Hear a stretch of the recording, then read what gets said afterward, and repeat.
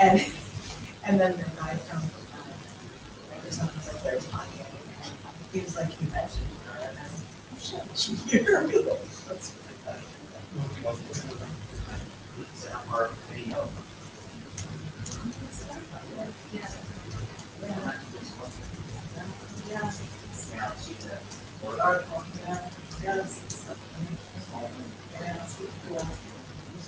yeah, it's really fun. I haven't seen her in a long time.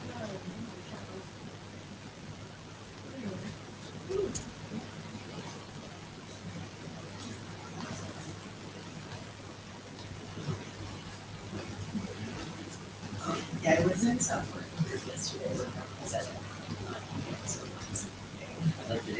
I know, it was just a string of well, and I'm sure that, you know, if anyone can really understand it, I'm sure he says something lucky, but. What is the order in? Do we, in IETF where they were, is it going to be, who's first? I mean, other, who's, let's see. Administrator goes first. And then John. John. Okay. Execute. Yep. I just need to stick the O3 in front of this one just so that I need to just remove it out of this one. This is just a temporary thing. And then is it L and M? LWM? Yes. Yeah. Yeah, and the last one is the on-demand extension. Good.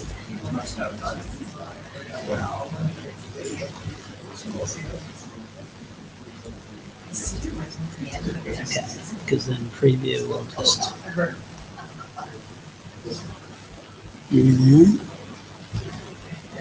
Somebody said that. Okay, was it the end or because they were I think that was it.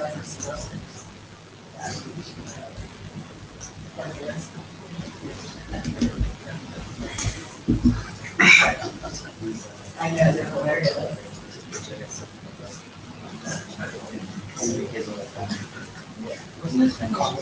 Yeah,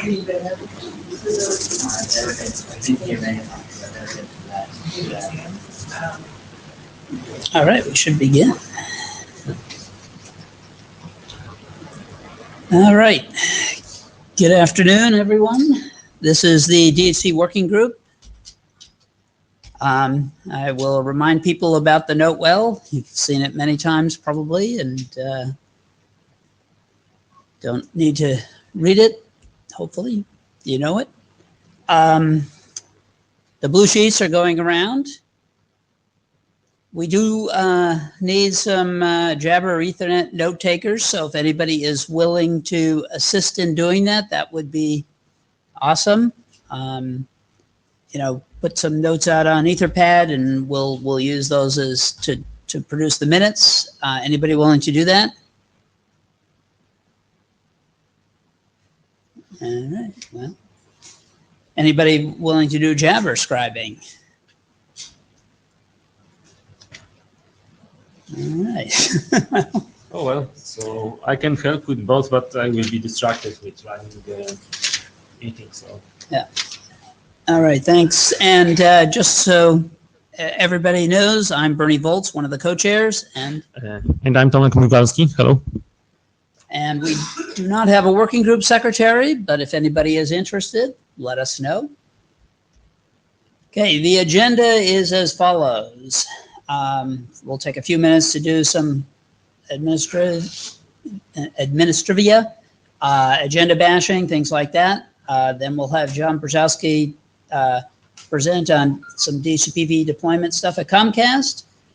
We have a discussion on secure DHCP v6 as there were some issues raised recently on that document and some concerns. And so the question is, what do we do about it? Do we need to make some significant changes? Do we drop the work or whatever? And then we have two presentations on some individual submissions on some new options for DHCP v6 and in some cases DHCP v4 as well. Just a quick update on the working group. document status, there were 2 RFCs published, the failover protocol for V6 and the prefix length hint issues. 1 RFC is in the editor queue, and we have 6 working group drafts that are currently active. Details can be found for those on the data tracker. So a quick update on 3315 biz. We did have a working group last call last summer, which generated about 270 issues. We did publish a new version in March of 2017, which addressed most but not all of the issues. And then we published one in May, which addressed the remaining issues. And we initiated another working group last call on that document and received reviews with about 30 mostly minor issues. There was a few that were a little bit more significant, but most of them were fairly minor edits to the document. We did publish an 09, which addressed all of those issues. And Ralph sent an email out because he's the consensus caller on the document that, you know, he believes the working group has reached consensus on the document. There will likely be a -10 before we do send it on. One will depend on what happens with the secure DHCP V6 work, because currently the 3315 biz does reference that, and if we determine we're not going to make much progress on that document, maybe it's not appropriate to reference it. Another is that I had meant to update Appendix A to include some clarification regarding the lifetimes. That was an issue raised by Jinmei that we addressed in the 09 document, but I forgot to mention it in the updates, the changes that we did. And hopefully we'll get a few reviewers to review the changes we made for the 09 and confirm that they're okay, or provide us a few additional edits that we will make. So please do review the 09. And again, the goal is to publish the -10 in early August and send that on to Suresh, our AD, and the IESG eventually. And we'd like to thank Ralph for being the document shepherd and doing the working group consensus determination work. Any questions about any of that? And I didn't really stop to ask if there's any issues with the agenda that we wanted to rearrange things, but I assume somebody would have stopped if they had, would have stopped me if they had some concerns. Okay, so John, you're up. And you know to stay in the pink box and all that fun stuff. Your job is to make sure I stay in. Okay. So, John Brzezowski. So after the last, during the last IETF, I saw Tomek in the hall, and I was telling him about some of the things that we've been up to, and I think they thought it would be valuable if I told you guys a little bit about the current state of DHCP6 at Comcast. Next slide, Bernie. Yeah, it's a little, the slides didn't line up when I converted them to It's because I only did them like 45 minutes ago. So, as Ralph knows, Bernie as well, over a decade ago, the three of us, and probably a handful of other people had spent a lot of time specifying how V6 was intended to operate within all the cable labs technologies, DOCSIS, eRouter, packet cable, etc. DHCP has been a critical part of DOCSIS networks since the beginning of its time. That didn't change with V4, and I think we don't have we may not have some love for DHCP in the room, right? But I think the byproduct of its availability is unquestionable, right? It's basically enabled companies like Comcast to take IPv6 connectivity to tens of millions of customers, right? So that's material. So we did that work in 2005, spent a lot of time over the past 10, 12 years writing things like DHCP servers, CMTSs, network, etc. And next slide. And we'll talk a little bit about where that stands today. So today in our network, 99% of about 44 million cable modems use DHCP-V6, and they are V6 only. 90% and growing of our e-routers are dual stack provisioned, so they both get an IANA and an IPD. And 99% of, and that's probably about 21 million. And for set-top boxes, which is our video platform, 99% are V6 only, no V4. And that's probably north of, 16 some million, right? Next slide. Many of the cable modems use embedded, their own kind of embedded homegrown DHCP-V6 clients. So like, you'll get these from things like, Broadcom or Intel. Some of them use open source implementations. One of the ones that I had kind of direct influence over was the DHCP client, V6 client that we used for our set-top boxes. Our set-top boxes, if I can go back, no need to move the slides, but I'll point back to that. They both get an IANA and an IPD. So our set-top box is more like a video gateway, right? So it's a host and a router. So we treat it a lot like an e-router, right? And our set-top box happens to use the Dibbler implementation, probably slightly aged version, which I'm sure I'll get some criticisms for here momentarily. But we happen to know somebody in the room that knows something about Dibbler, I think. Next slide, please. Huh? Yeah. So some observations. It has been extremely stable. Probably, honestly, this wasn't an arbitrary decision. We took a look at a lot of the other implementations and landed on this one because of its stability and ease of use. It came with a lot of things that worked just out of the box. One of the things that we're working on right now is shrinking the binary size. So it's a rather large binary size, unfortunately, that I'm getting yelled at work to kind of help rectify. Maybe I can get some advice, perhaps, at some point. But it was actually quite easy for us to kind of work up the configurations to kind of make these things very DOCSIS-ish or cable-like. So there are options that must be transmitted as part of the DHCP-V6 transaction that allow for us to provision these devices. One of the things that we did notice, and we tried, I think we tried and refrained from hacking Dibbler, is when Dibbler does a proper shutdown, it sends a release. That was actually causing some issues for us on the provisioning side of things. So one of the things we talked about was modifying the implementation control scripts to just simply kill 9 the process, which would prevent the release from being sent. But that was we didn't want to do that because it was not friendly. So one of the things that we're looking at doing, so I'll kind of pause there to see if anybody has any questions or comments. We'll talk a little bit about futures, and then I'll get out of your hair. But I just wanted to give it a minute to see if you guys had anything questions or if the working group had any other comments or questions. So one of the things that we're looking at now with DHCP-V6 is really trying to optimize. If you think about the math that I just told you, right? We're probably approaching 100 million bindings in our DHCP platform, and this server platform. And there happens to be somebody here, multiple people in the room here who know about that.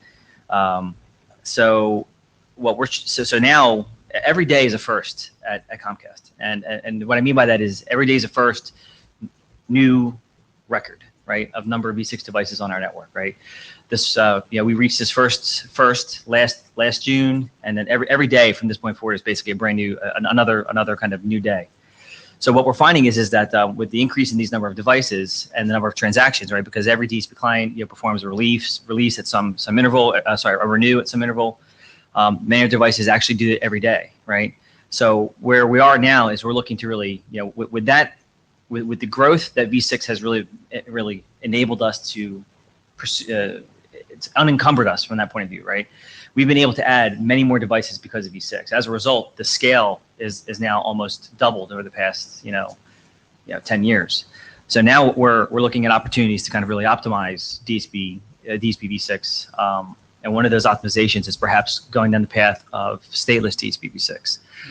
Haven't done anything more than just some unit testing, and frankly, there are some people back at the office that deserve all the credit, not me. We just offered the idea up, and then some other folks who I trust quite a bit at work went off and did a lot of that work. But those are some things that we're looking at. some of the other things that we talked about as part of the unique prefix per host is looking at doing prefix delegation over Wi-Fi. Unfortunately, that does not involve either Dibbler or our use of CNR today. The DSP server is embedded within the wireless aggregation device, but it still should be of interest to you guys as well, right? So with that, I think that's my last slide. Anything that you want me to touch on before we take questions or comments?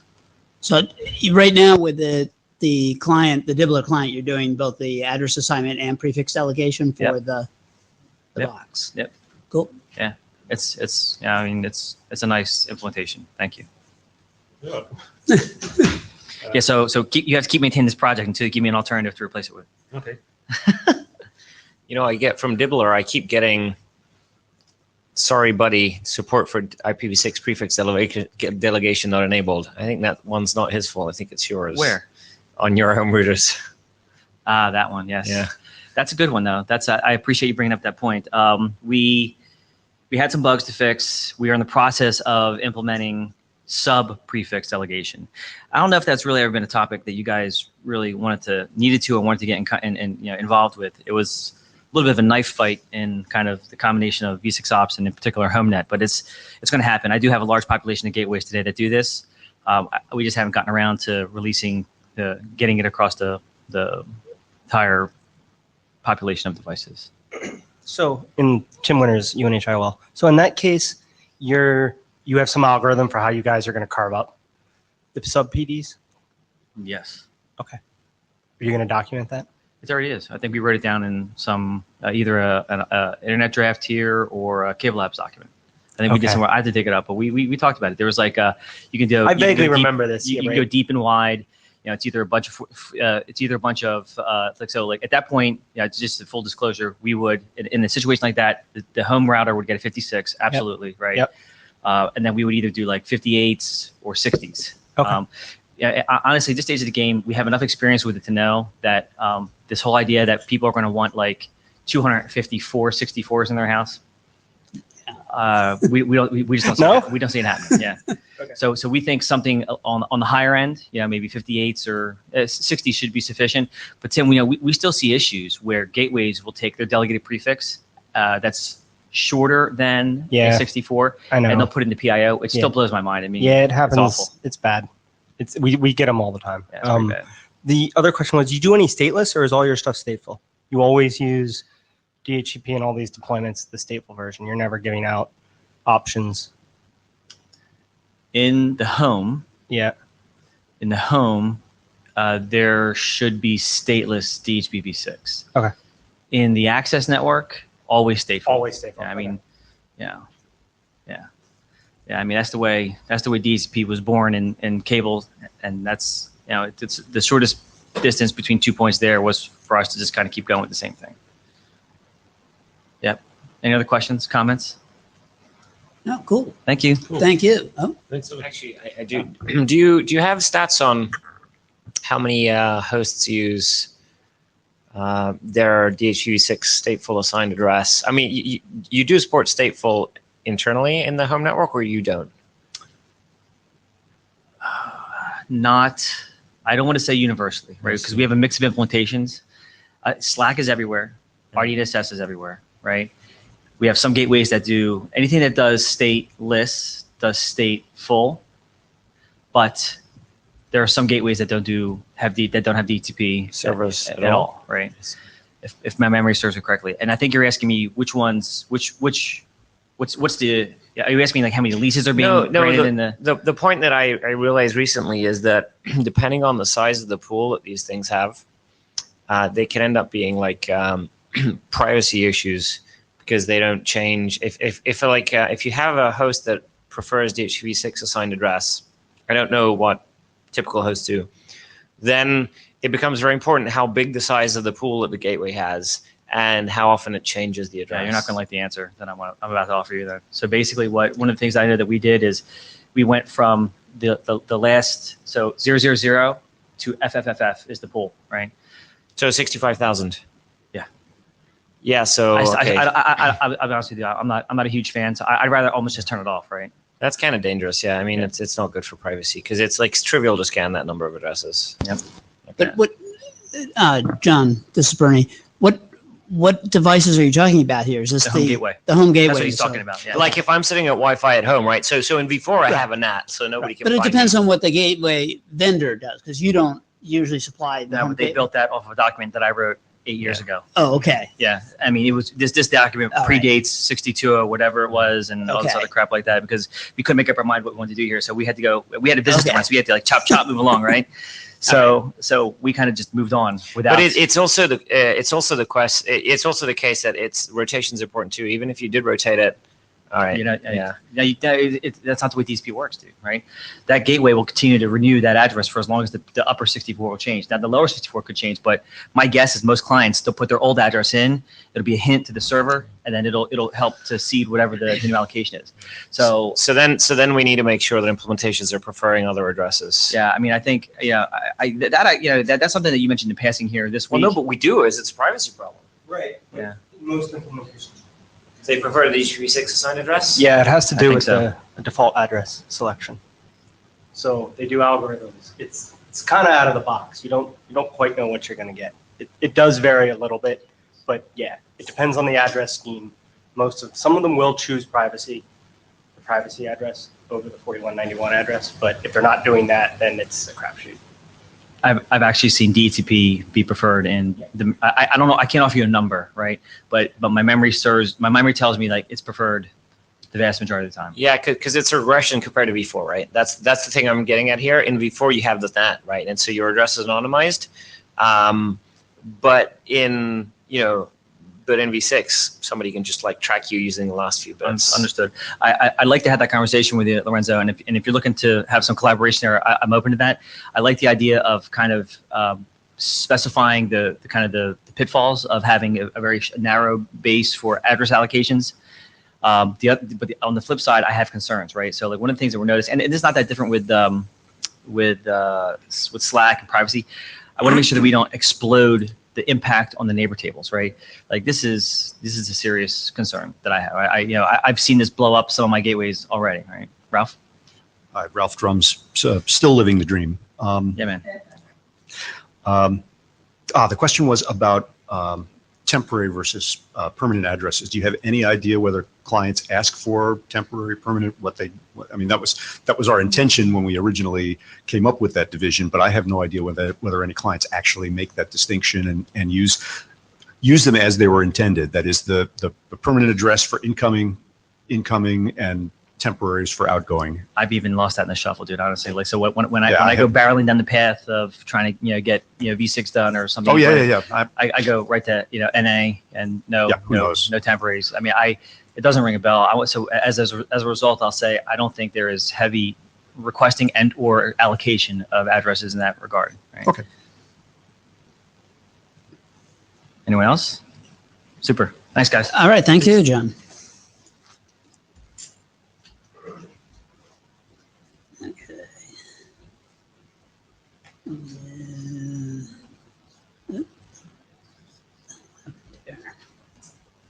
Back to me.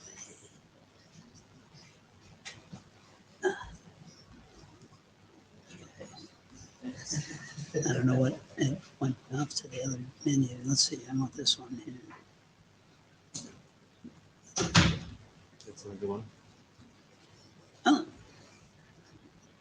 What the heck happened? Maybe that's why it's screwing up. You've got all of them selected. Oh, yeah, that's right. I did. All right, here we go. Same exactly funny. Okay. Okay, so this presentation is about the. You should send in the pink box, probably. Okay. Here, you can use that for nothing. Give John. Hello.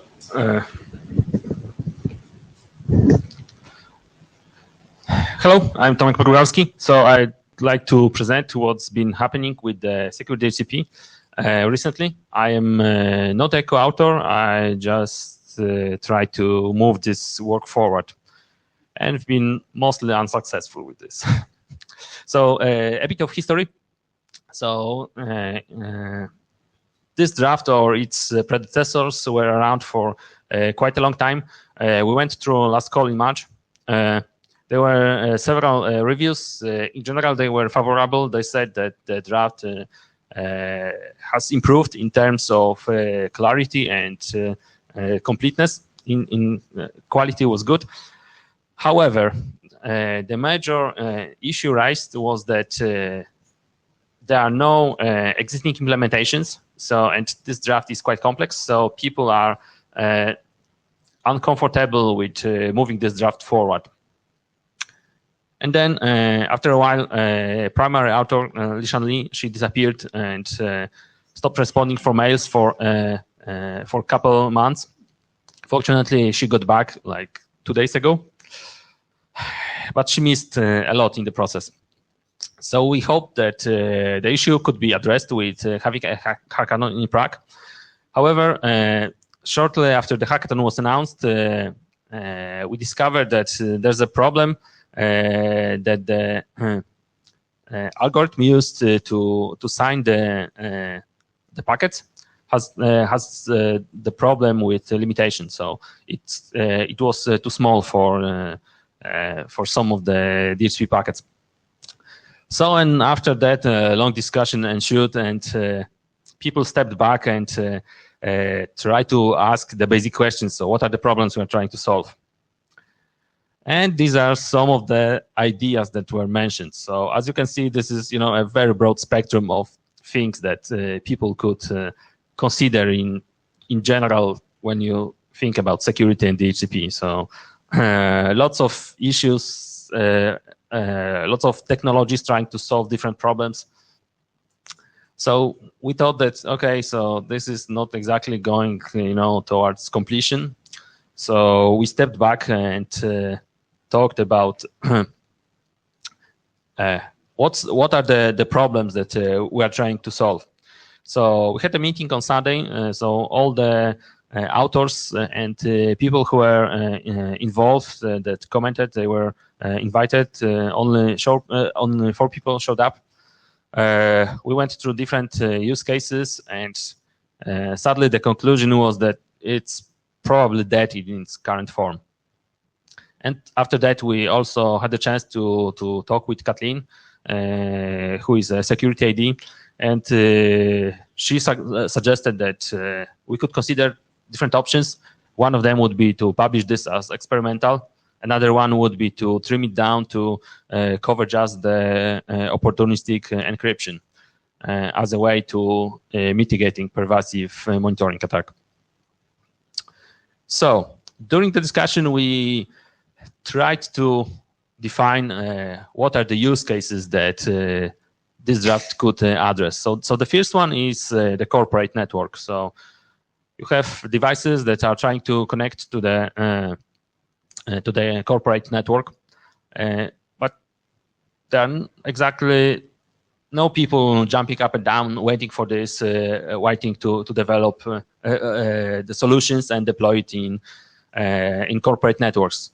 And we strongly believe that the reason is that you can protect the first hop with 802.1x when we're talking about the communication between the client and the relay, and between the relay and the server can be protected with IPsec.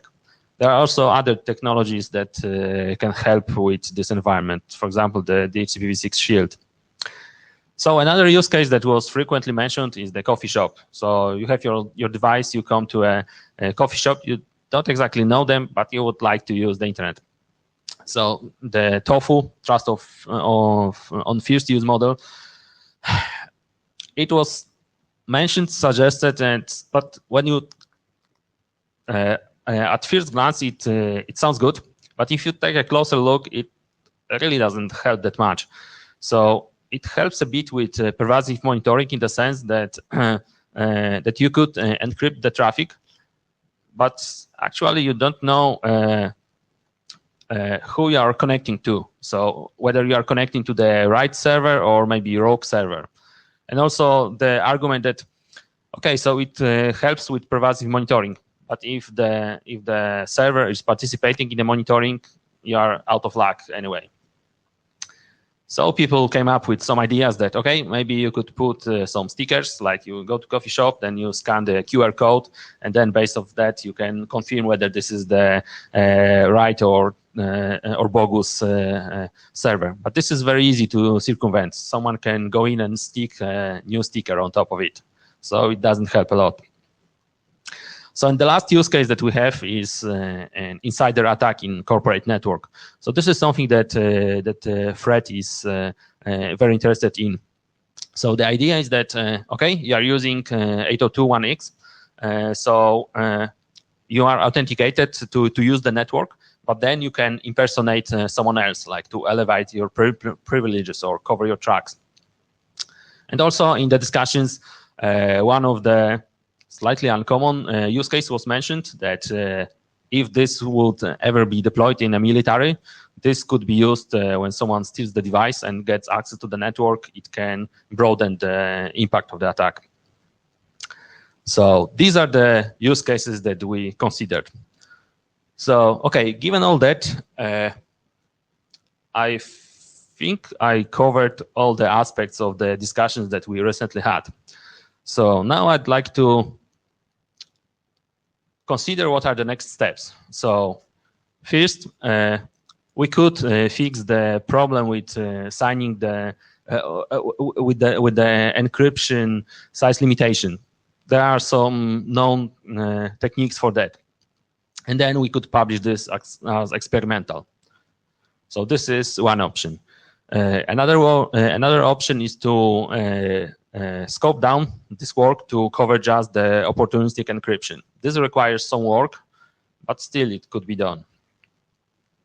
The third possibility is to work on a problem statement first. So basically step back and agree on what are the problems that we need to solve, and then deliver a solution that's solving only those problems. And final option is to drop the work. So I'd like to ask you, what are your opinions? What are your preferences?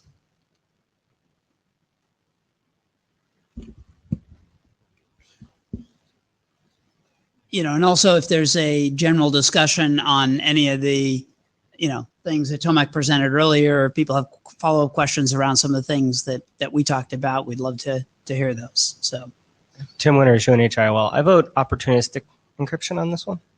I also be okay if we want to go back and look at the problem statement. I think, you know, I think we're going to have problems if we don't work on this problem, and that people are going to look at 3315 biz and wonder where the security stuff, and we can at least tell them we're working on it. I think one of those two works. I think dropping the work and just walking away probably isn't going to work. Yeah, there's another aspect that, you know, that we are about to send 3315Bs to ISG.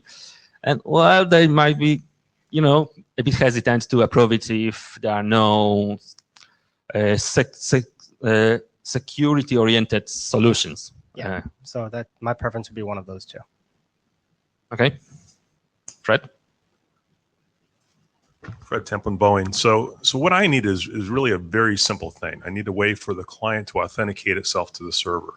So I don't need to have all the encryption and all the, you know, the other stuff that would come with this. So how would that work? Would I have to write my own little thing, or would it be an extension of 3315 to do just a client authentication?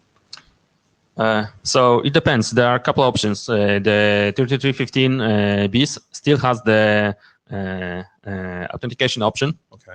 And there's a registry of algorithms. So you could write a very simple draft that you ask for a new assignment of a new value in that, and then define your algorithm for doing that. Or alternatively, you could use the parts from the existing draft. But I think going with using the authentication option would be simpler. Okay. Okay, that makes great sense. Thank you. Okay. Francis? So, Francis Dupont, I say if we have some resource to do new work, we should go directly to the problem statement, because from the beginning, one of the problem of the secure DHCP is exaf was to have no problem statement. So we have kind of solution. I was very loose about this part, and I believe one of the source of the final situation where we are. So if you have the resource, put it in a problem statement. Okay. I guess this is Bernie Volz. I guess one issue with doing the problem statement stuff is do we think we can get to agreement on what we actually would want in an end solution? I'm not saying that. It's a problem with English. It's not problem statement. You have in French you put a S to problem because it's not obviously it's not only one problem to solve. Okay, Bernie, but if we cannot agree what's the problem we're trying to solve, we'll just fail if we jump into the solution because it. Right, I understand. So, it's. It's more, no, it was more about, the fourth option, which is drop the work, which is obviously we all agree that we know what that means, right? The problem statement might end up that we don't know, or I look at it more as a requirement statement. What do we require than a problem statement? Because I think it should be sort of a combination of the two to say, what are the problems that we're trying to solve? And therefore, what are the requirements? And the question is, do we think we can get to an understanding of what those are? Because different people may want different things. So. Okay, so it seems that we can easily cross out the first one. Nobody is really favoring this. With the opportunistic encryption, I don't hear anyone really interested in that either. So Tim was interested in it, and I think. Sorry, yeah. And we certainly know that one of the security ADs, Kathleen, is interested in it. Yes, but she said that it's better than dropping the whole work. So it's it's better than nothing. Yeah, is what she's saying. Okay, so in that case, we have 3 options. So, Bernie, are we going to do ham or? Well, I guess there's also a question about, we haven't had that much discussion, and we'll have to take anything that we do, of course, to the mailing list to sort of confirm. But I guess if there is a consensus in the room, that would be useful. And so I guess we should go through the 4 options and ask how many people are in favor, either in terms of a hum or a hand raising. Okay. And the other question that do we want to ask people just to limit themselves to one of the 4, or are you allowed to vote for more than one? Yeah. Yep. Can I answer any questions that I missed? Well, or do you want to make a statement? Yeah, you're right on time. Good. Luckily for once. Kathleen Moriarty, SecAD. So I'd be really good with you just doing the opportunist encryption because I think that's kind of easy-ish. And I bet I can get some IPsec people to help. I know you don't want to do it right at the IPsec at the same layer, but using similar principles, I bet we could get some people to help. Yeah. And it would solve the airport use case. Like I don't use wireless in an airport. We also have IEEE doing things like standardizing the function to randomly assign MAC addresses, right? They're going to that kind of trouble. And we can't even do this very basic level of encryption at the very next step, right? So if you think about like the fruit they're picking off, we're not picking off the fruit that we can be. I can add, we have already privacy on the DHCP. So we have already something which had useful things for attacker from DHCP. Can just use a fake or one-time identification, things like that. Right. Kathleen, I'm not sure if you are familiar with RFC 7844. The idea is that the client. Okay. Yeah. So anyway, the idea is that the client doesn't send any kind of identification that is useful or stable. Yeah. It just changes it. So yes, you can. Scoop it with privacy monitoring, but it's useful. It's useless to. So In To do the, anything. the coffee shop case, the only things which is revealed is the MAC address, and it's out of scope of the HCP to hide the MAC address. But there's a specific solution for this. But it's the only things you have to reveal. So Kathleen Moriarty, SecAD again, 2 comments on that. So encryption would help to make it be an active attack to be able to look at whether or not that function is in use. And then my other question is, how often is that ability understood and used by deployers of airports networks and coffee shop networks? Well, it would be the clients that would be the ones that have an anonymity profile. And so it's up to the client implementers to implement that. And, just like the MAC address randomization. Any server would work with that? Yes. I mean, It wouldn't have to have some level of compatibility built in?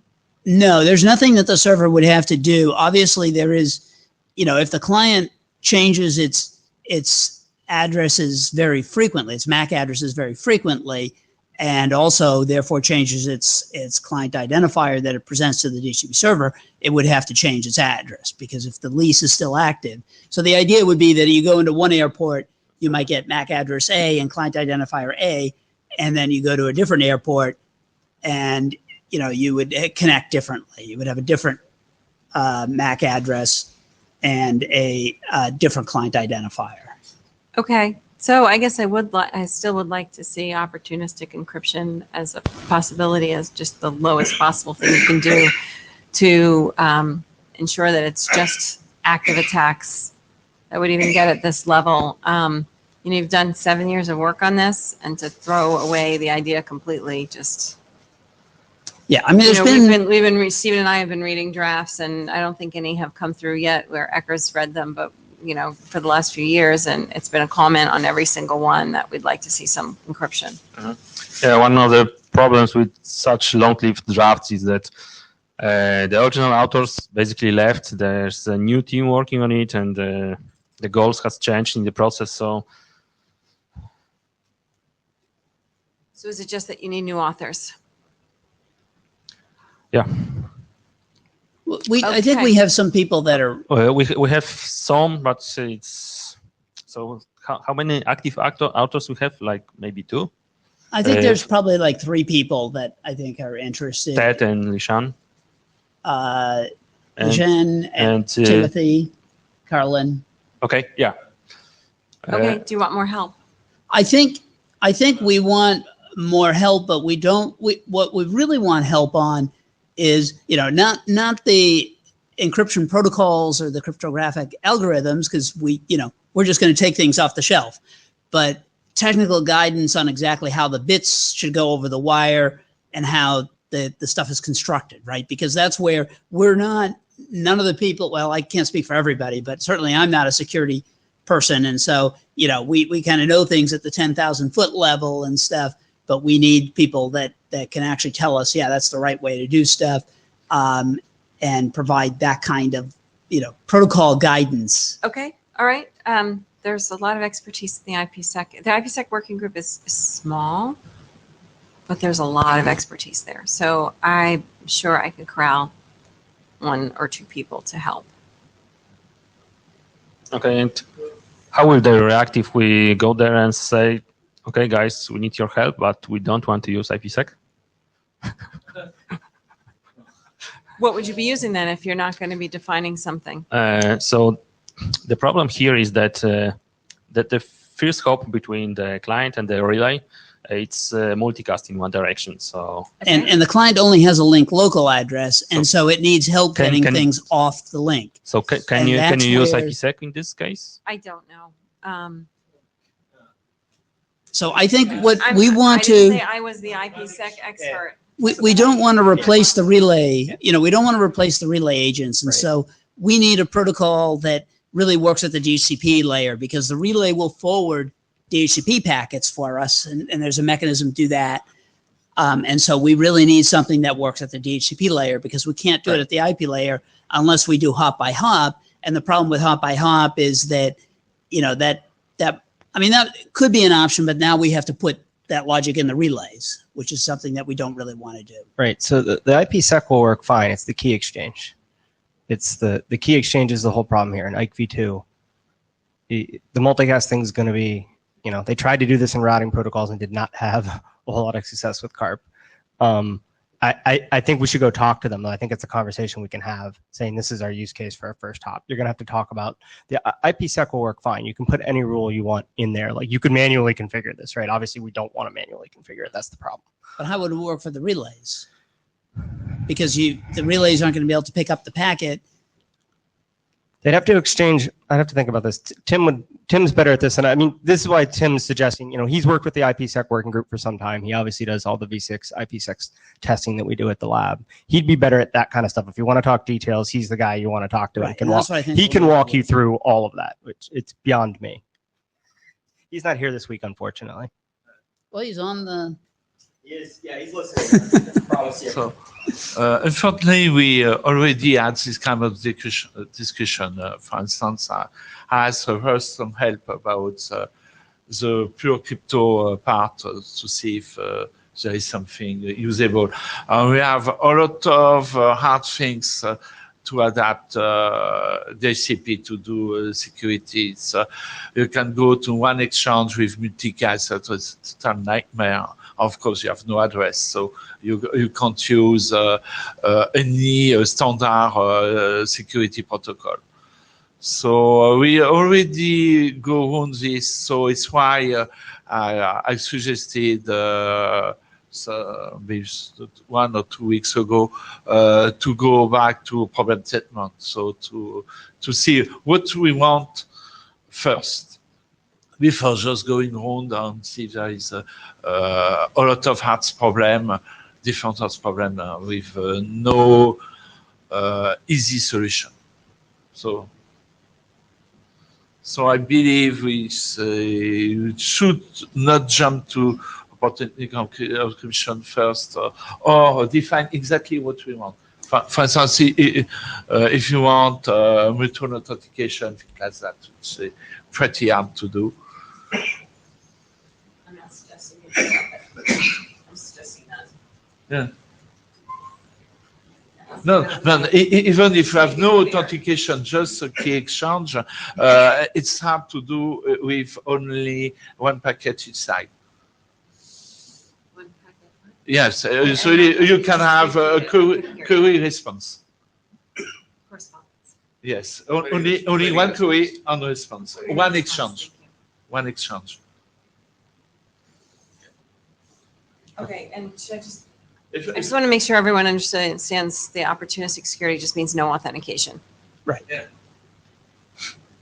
Okay, so Krishnan. So there's one thing I want to say here. So drop the work is okay with me, given that, okay, so if you decide to go that way, like 3315 BIS has to probably do something more. So you cannot use a crutch doesn't exist, right? Like so, and so I'm fine with working on the problem statement. Like do opportunistic encryption is okay. First one, not okay. Like it does not really make sense because if it's not usable, why would we bother, right? Mm-hmm. So I'm fine with all the other three things.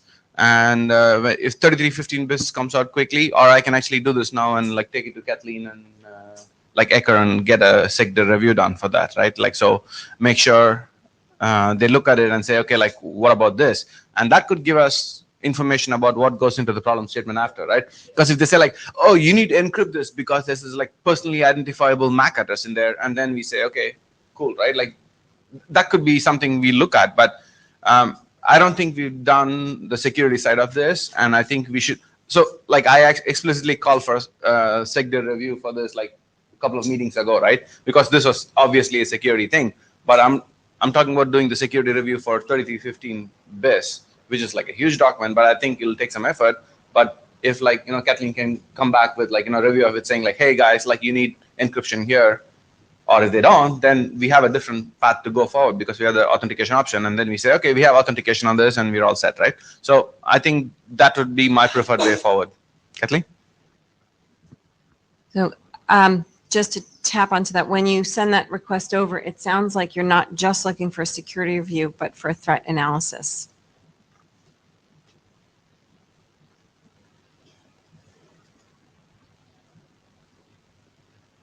So okay. No, but there is a security consideration section, but just to make sure if that's okay. Yeah, so for the threat analysis aspect, I think we'll have to, depending on who's doing the work, we might have to pair up people because there are things that you guys know that may not be known. So Excellent. So like threat analysis is it's a whole, yeah, whereas the security review, you're getting the knowledge of the reviewer, and if they're not deep in this space, you're going to get a very different review than somebody who's deep in this space. And then even two people who are deep in this space, you could get very different reviews.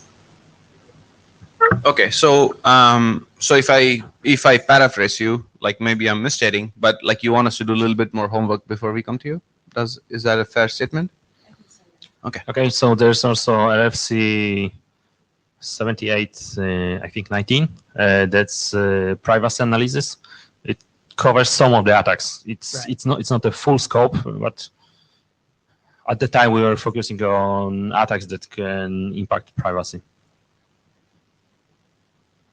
Okay, sounds good. So we hatched out on the list, but so let's try to put some more effort into like the security considerations, see what the threats are, and then throw it out to the SecDir to see if like that sounds reasonable. Okay. Okay. Bunny, you don't look convinced. No, I'm just trying to figure out, are we gonna ask about these four, or are we just gonna proceed with saying, let's see what 3315 analysis shows? And the latter. Okay.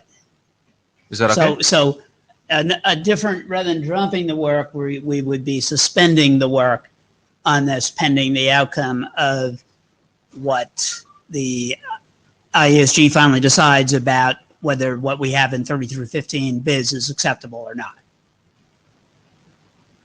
Like the SecDir review can happen before the IESG, right? So like just waiting for an initial SecDir review and then we decide. Okay, but I mean, yeah, I mean, it's just the process of going through this review, the security reviews and stuff like that. Okay, which we should be able to do fairly soon. So it may not really delay things that much. And if somebody really has an interest on one of these that, isn't drop the work, they can start the work. Yeah. So. Okay. Okay. So seems like we have a plan. So I think we're sort of deferring the action until we understand. But still, we have some work to do. We need to review the security considerations in bees. And it really comes down to probably a little bit of the third one, which is that we're really trying to figure out, is there really a problem that we need to solve, right? Mm. And if what we have today is acceptable, then there's no problem we need to solve. Security and privacy considerations. Now we have both. Well, we actually have both in 3315 in this case. So, okay.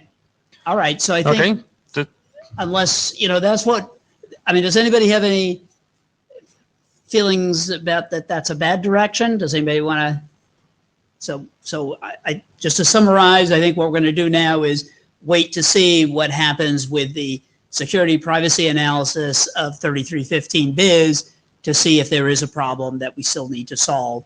And based on that result, we'll have to figure out what we do with the work. Anybody? And then, we'll confirm that on the list, see, but otherwise, okay. Good. Good. Okay. Thanks.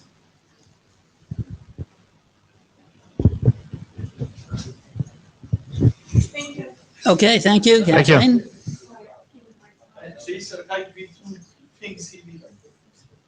All right, so next, we have a remote. Oh, I didn't even have to hit the red button, or do I still have to hit the red button? I think you can see. Can you hear us? Can Hello. we hear you? Hello. Okay. Excellent, thank you. So you can begin. I'll probably have to run the slides for you, so let me know when to advance. Okay, sure. Okay. Good afternoon, everyone. My name is Srinivas Nalluri. I work for Ericsson in Bangalore. So I couldn't make there personally because of some logistic issues. I hope this remote presentation will go good without much buffering and other problems. Okay, can we start with the next slide already? Okay, so this presentation is about one of the drafts that I submitted individually, and the context here is Internet of Things. We are using a protocol called lightweight mission-to-mission protocol, which is very popular in IoT and mission-to-mission communication scenarios. This is used to manage the devices and to collect the data from the devices for such use cases. And as you all know, DHCP-v6 is still popular in IoT networks to get the prefixes and the IP addresses, of course. So we realized that there is need to support some options to enable IoT services on IoT end devices. These options are required in DHCP-v6. Of course, we thought of proposing same for v4 also to make it in line. That's it. So can we move on, please?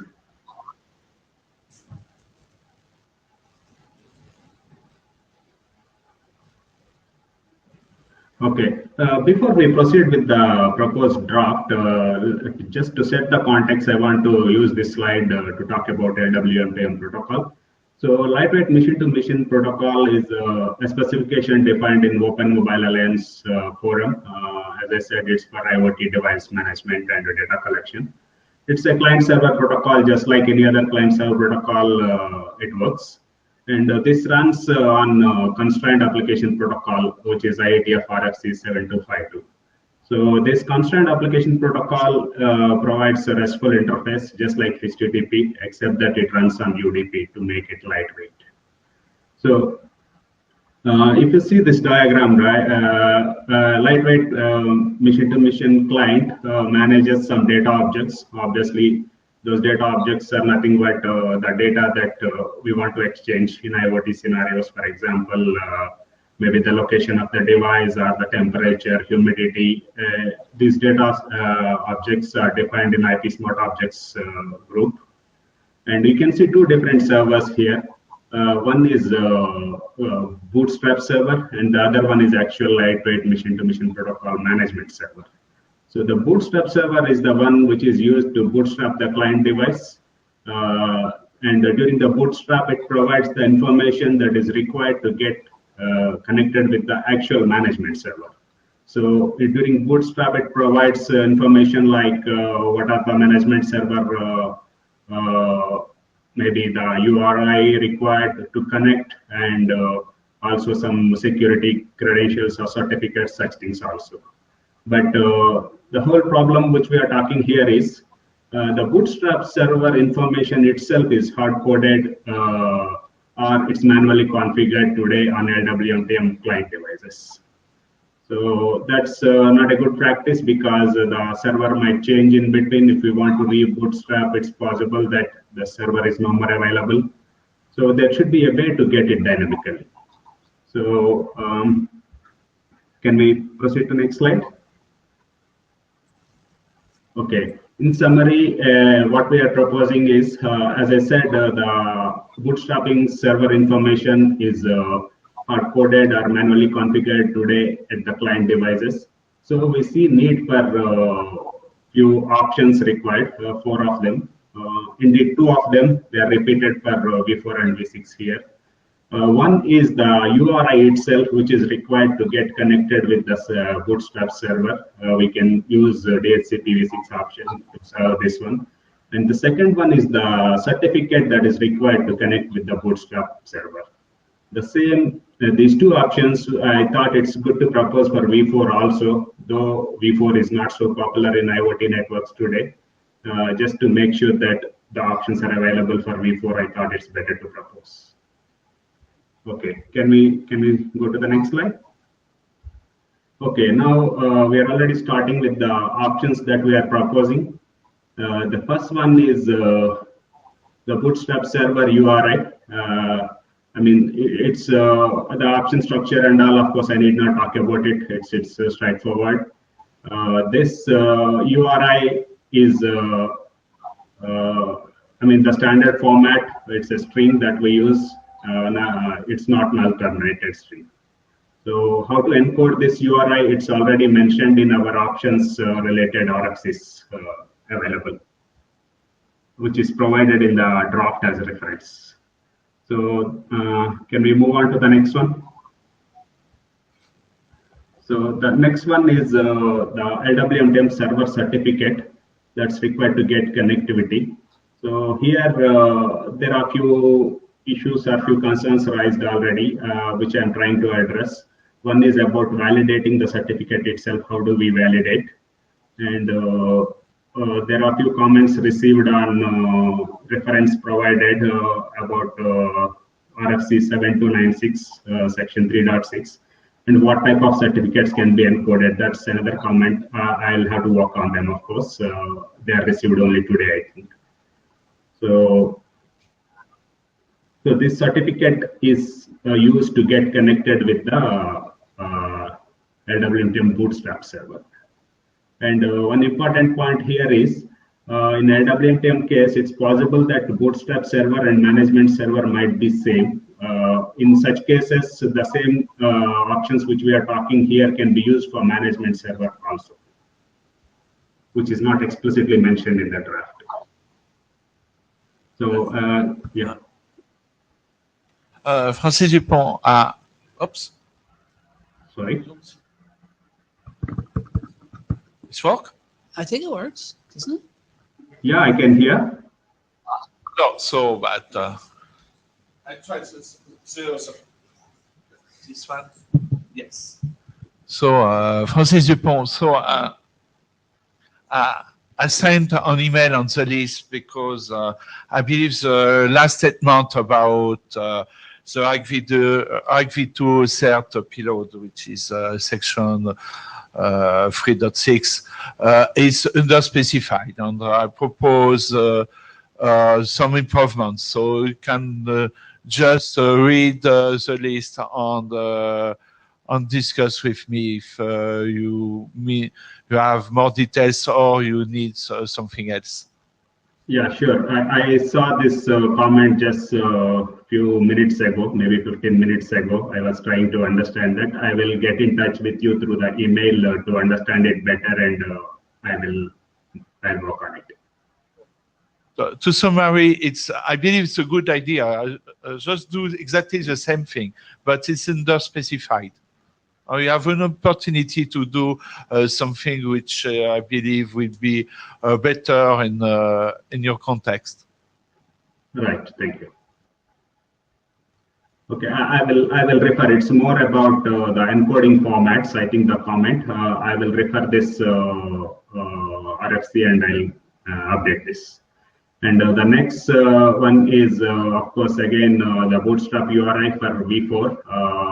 The option structure, again, I'm not talking about it. It's standard one. So maybe we can already move to next one. There's nothing much to talk about it. And here, again, the certificate that we want to use for V4 clients. There are some concerns expressed about this also, about the size of the certificate itself might be very big and we can't accommodate it in 255 byte supported here in option.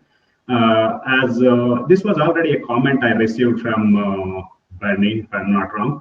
And they also suggested to use some other reference where one of the RFC talks about how to encode bigger options in basically V4 options. So I mentioned that already in the draft. And this is also one more comment I received today from Francie, if I'm not wrong. So that's it. I think that there's nothing much to talk about options. They're straightforward, except the use case, which I feel it's important here. So the next steps which I want to discuss are, there are a few comments which I already addressed, which I received earlier through our working group mails. There are new comments which I received today. I'll work on them, of course. And one more important thing is, I'm sure there might be few other people working on these IoT use cases and scenarios. I would like to know if there are more use cases where some other options would be required, so that we can co-author one draft or one document so that it covers all IoT related scenarios, or at least known IoT related scenarios, if not all. So that's something I want to understand from anybody in the group. And of course, the next step is, if this makes sense, I would like to hear from all of you to know if it can be adapted as DHC working group document. Okay, this is Bernie Volz. A few questions. Yep.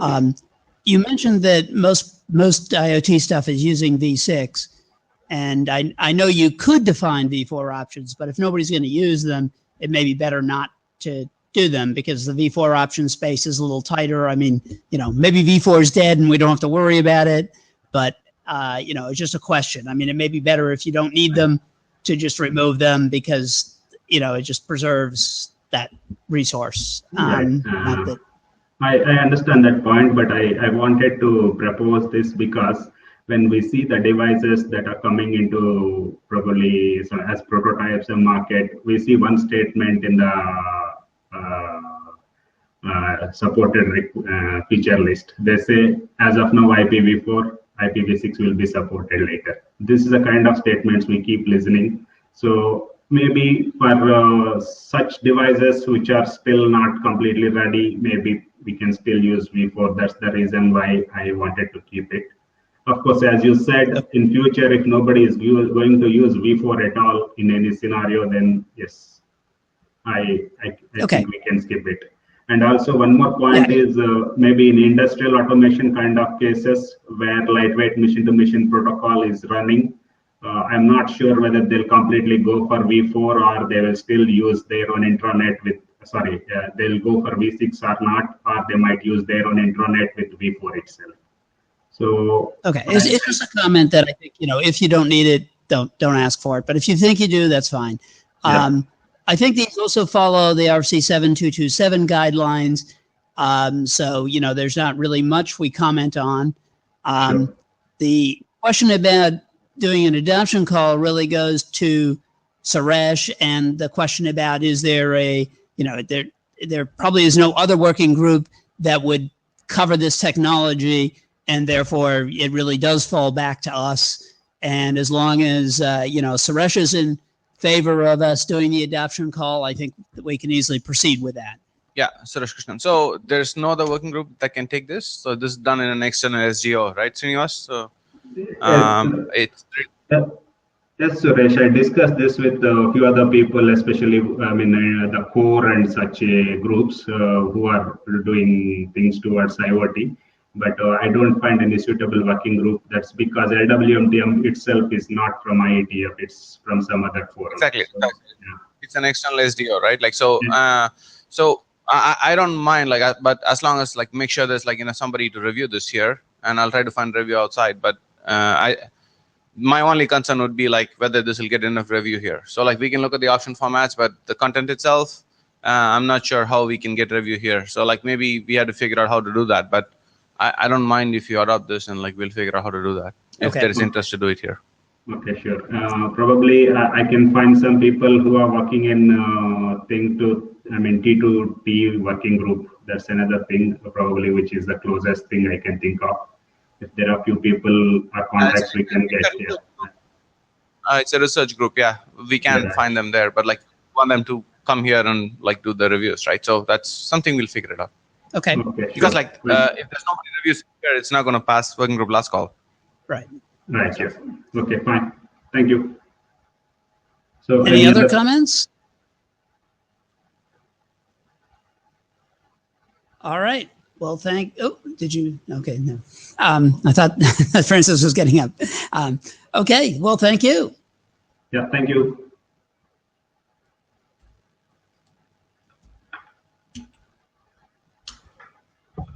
Okay, and now we have Dan Moses to present on the on-demand extensions. Where's the little? There you go. Okay. Okay. Now it's a different one. Oh, sorry. Okay. Okay. Thank you for letting me present stuff here. I'm not part of DHC. Speak up a little bit. 'cause I Oh, I'm think- sorry. So this is work that is being done in DMM group, and I'll give you a very short and high-level description of what we're doing and why we need help from DHCP, or why are we proposing to define some new option or options. And actually what we need from the DHC group is more a review of making sure that we are not violating any DHCP formats or message passing or things like that. Okay, regarding the DMM stuff, we are reviewing that in DMM. Okay, so a very quick description of what's happening in DMM. And we are talking about mobile networks. So in mobile networks, one of the problems that we have is to maintain IP session continuity while a node travels around the network. So when a node moves from one point of connection to another, it might move to a different LAN, and as a result will need a different IP prefix. And as a result, its original source IP address will go away. And that might be problematic for existing applications that are in the middle of exchanging traffic. So the way mobile networks resolved this problem a long time ago is via tunneling. So if I'll give an example from proxy mobile IP, we have an LMA and MAGs. The mobile network connects to the network through MAGs, and the LMA is some mobility anchor which exposes traffic to the rest of the network. And we create a tunnel between the LMA and the MAG to make sure that traffic which is destined to the mobile network over there will get there even though its source IP address has really this prefix, so that the traffic can go to the corresponding node over here.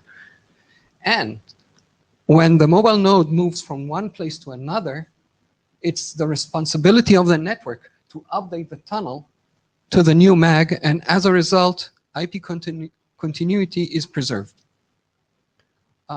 So this is what exists today, and it works fine, and everybody is happy, but this could be optimized.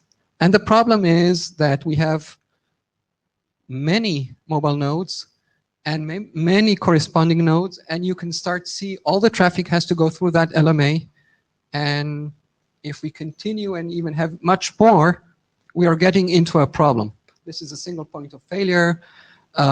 It's a bottleneck. There are all kinds of issues around that. And in DMM, we are trying to resolve this problem. And we are trying to resolve this problem in different ways. All are good. Sorry. So one way, of course, is to distribute the LMA and have several LMAs. And by that, we can direct part of the mobile nodes to one LMA, others to another LMA, and so on and so forth. So we are resolving the single point of failure and the bottlenecks and stuff like that. So this is one solution that we are trying to define. And there's another solution, or another way of looking at things. So if you think about it, before I tried to explain why IP continuity is important, but really some applications don't really need IP continuity. They could manage very well a modification of their source IP address. They will reopen a socket with a new IP address. The user experience won't be really affected, and everything works well. So if we manage to present to the network when we need IP address continuity and when we don't need IP address continuity, we offload some of the activity from those mobility anchors that I showed before. And for that, one of the things that we need is a support in DHCP.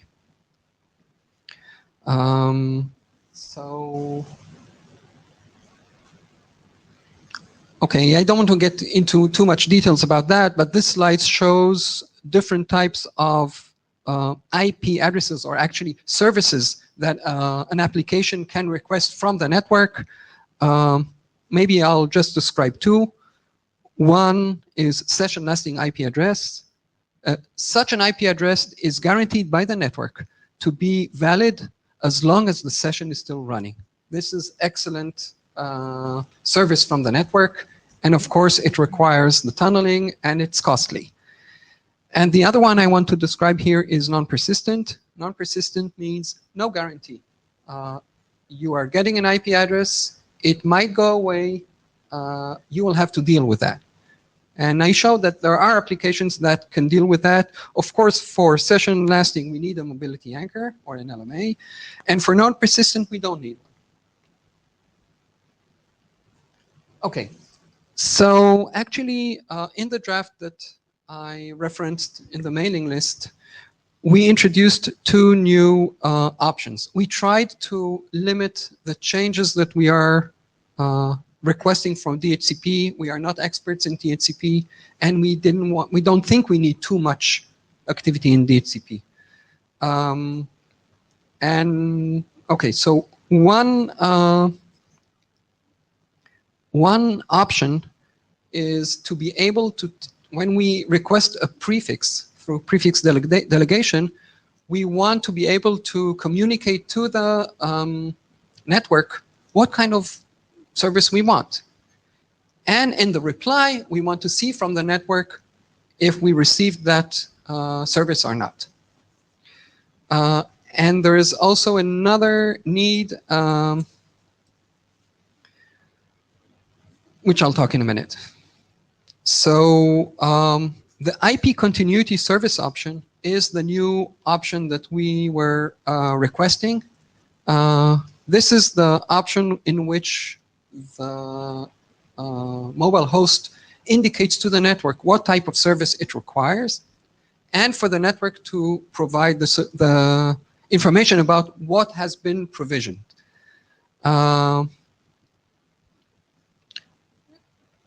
The other option has a star on it because I'm not absolutely sure we need it, and I would like to consult with you. I will describe it later on. As I said before, there is no impact on DHCP message flow. We're not changing anything. We are not changing any format. We are just adding new options. So an example for the IP continuity service option, it should be encapsulated in the prefix options area of the prefix delegation option. And this is where it has to be. I'm trying to show here a schematic of where it is, and it's similar to the status code option, which also appears in that options area. So this is where we see this new option coming in.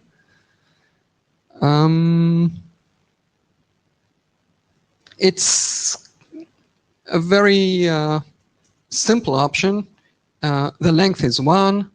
It has an option code, and the service type is coded, and we actually need 2 bits, or I'm sorry, 3 bits to code the different service types.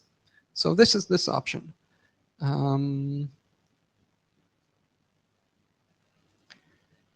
Some usage rules, and I'll talk also about backwards compatibility. So usage rules, the client is always the first to request this option. The server will reply using this option only when it initially received the request for this option. And once the server replied with this option, any subsequent messages which are related to this prefix should use this option and should not change the values. So it's not like I requested a session lasting IP prefix, I got one, and then at some point I'm trying to renew the lease, but with a different type. This is not allowed. Backwards compatibility. We assume that there will be servers that won't support these new options, so we're trying to define rules for backwards compatibility. Yes. About this, I check on the 3315 bis, the famous bis document, and say unknown option should be ignored. Should be ignored. Ignored. Yeah. Yes. Well, good. So it should work with a problem with a compliant server. Oh, good. So this is what we assume. And what we are saying here is, okay, let's assume a client requests a prefix with this option. And since the server will ignore it, it won't get a reply. No, it will get a reply. It will get a reply. It will get a reply as if it was just a nominal IA prefix option without that option. Oh. Just the so I didn't option will be understand. ignored. Oh, so that's bad. So we need But to no, find it's not a bad because the reply will not include okay. the continuity service option. So I you'll see. know. I see. Okay. So Okay. I'll fix the text in the draft to say what happens in that case. And so the right message flow is the client will request a prefix with this option, will receive a reply without this option, and will deduct that the server doesn't support that. Correct. Okay. Yes. Okay. That's a good. Thank you. Okay. So I'll fix that. And of course, a server cannot reply with a prefix with that option if the client didn't initially request that option. Correct. Okay, again, for backwards compatibility. Yes. I didn't read the draft, but I believe you added at least one new error when it has some prefix, but not for this kind of service. Right. So actually we defined an error for that. We had a typo in the error. I got an email from the list about that, and I'll fix that. The error said address not available, something like that, and the comment was you should write prefix not available. So I'll fix that. So I see you have a comment here about the client recording the information that the server doesn't support the option. It's strictly not necessary. The client could continue sending this option in following messages if it still makes sense from the client perspective, because the capability could be enabled later at the time, and the client then would pick it. Because otherwise, when you visit a new network and it detects that okay, this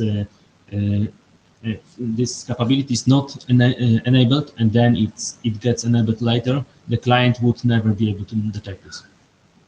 So in subsequent renewal operations, I understand. I'm trying to think. I think that in the text in the draft, I have to visit that. I wrote that subsequent messages should not have that option, but every once in a while it can introduce the option again. It's probably easier just to say set it always. Exactly, especially as you're saying the option will be ignored. I wasn't aware that the server will ignore it, but will reply. But since it does, maybe this makes more sense. So I will fix that.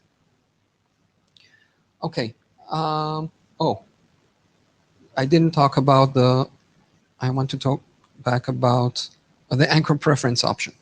Okay, what is an anchor preference option and why I'm not sure we need it? If we go back to this slide, we can see that we have several anchors. In this slide, we have 3 anchors. And there is an issue of how does the network allocate a specific anchor to a node.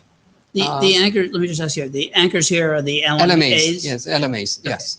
Now, we didn't get into too much work regarding how to allocate anchors, not yet at least in DMM, but I was requested by one of the delegates to enable a future algorithm where the node knows what's best for him and will ask for a specific anchor. Now, the node is not aware of anchors, but the node has history about prefixes it received in the past. And if it comes and says, give me this prefix, it actually means I want this route, this LMA or this anchor, because the different anchors provide different prefixes. So we thought to add this option where a node requests or hints, hey, it'll be nice if I get this prefix, meaning this is the LMA I want, or the anchor I want. It doesn't necessarily have to receive this specific prefix, but it wants to receive a prefix from that LMA. Okay. Now, when I read, and by the way, the network, and it's written there, the network doesn't have to provide that prefix. It's just a hint. Now, when I read the prefix delegation draft or RFC again, I saw that this already exists. Correct. So I said, hey, maybe we don't need it, but the interpretation is a little different, and I wanted to make sure that it's okay, or whether I need another option. The interpretation that I understood from the RFC is when a node requests a certain prefix, it wants that certain prefix. And what we're saying here is when we hint on that prefix, we will be satisfied with any prefix associated with the same LMA. I think that, you know, that the nodes really don't care. It's the server's policy that comes into play there. And so it's much more a server thing that you have, because what, you know, the prefix that comes back is the prefix it's going to use. Right. And if it isn't, if it's on a different LMA or it's on the same LMA, it may not know. Right. Right. All It won't know. is, It won't know. Right. Right. And so it's really, that really comes down to a server policy issue. So that's something that is really something that the implementers of the service that want to support the LMA stuff would be more concerned about. Whereas the client would probably not, you know, doesn't know. So exactly. I think you don't need a new option to you just request the client. You just have the client request that prefix. And then if the server gives it that prefix or gives it some other prefix, it's really up to the server to determine what meaning that has, right? So this was my thinking. I wasn't sure. This is why I didn't remove that before coming here. So what I'm understanding from this conversation is I can remove that option, and I'll be left with only one option, very simple option, and that's a good thing. Well, for us. and you may need, I think what you will need to do in your document is to put a note that, you know, it is a matter of server policy in this particular environment how that requested prefix is used, you know, because the normal policy for a server would be, hey, can I give that prefix to that client? Yes or no. Okay. And if it can, it usually does. But you want it, if it can't give it, then you want it to assign a, you know, not just pick an arbitrary prefix, but pick one on that LMA. And if not, pick on a different LMA. Right. But yeah. Right. Yeah. Okay. But it's more of a server policy thing that you will probably need to document. Yes. I recommend you read the famous BIS document, which is, and if it's not clear enough, just say it in the list. So you're talking about 3315 BIS? Right. Yes. No, so I must admit, I didn't read that. I read 3315 and 3633. Yes, you should read the BIS, which is better and up to date. Okay, so I'll do that. And I think I got quite a few comments on the list in here, which is very helpful. So I will produce, and I'll read 3315 BIS, and then I'll issue a new version of the draft. And I'm getting to next steps. So I will probably be happy to receive another review on that new draft, just to make sure that I captured the comments correctly and that I didn't break anything. And if I get a V from DHC, I can go back to DMM and say, DHC approved that, we can continue our work. Yes, and I think if, you know, because options will eventually require both standards action and expert review, you know, and some of the people that are reviewing it are active in the DC working group, we'll get a review at that point. But I think it's still better that whenever you make a change, or like when you go for a working group last call in the DMM, let us know about it, because that's another review point. So if you make any substantive changes, you know, I mean, if you're just republishing to keep it alive or something, or make an editorial change, no big deal. But if there's a substantial change, notify us about the change, And also, if you go to working group last call, include us in the working group last call cycle, just so that we're aware of it. That's a good plan. Okay, thank you very much. Yes, Sir Krishnan, so I will do it. I'm the AD for both, so I'll do it. Well, it's nice if they can do it, right? It's one less thing you have to worry about. No, but I had to watch out, right? Like people try to slip things by me all the time. So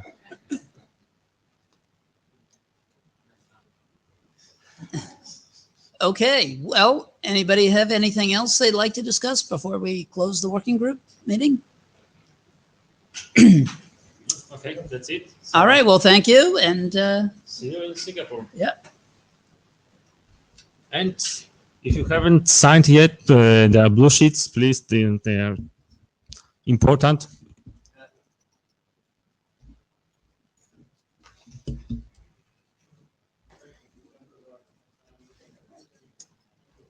And thank you for attending.